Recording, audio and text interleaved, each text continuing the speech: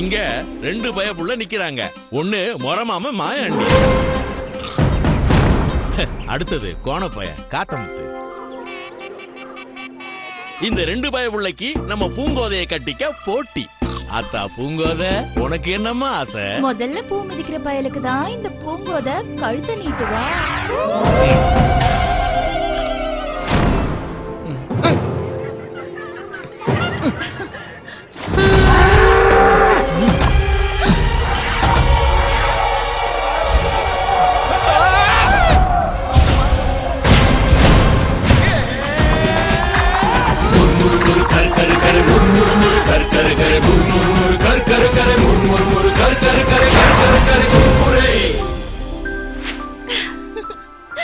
முறுமுறு கரகர குர்குரே கொஞ்சம் கோணல் தான். கோணலா இருந்தாலும் என்னோடதாக்கும்.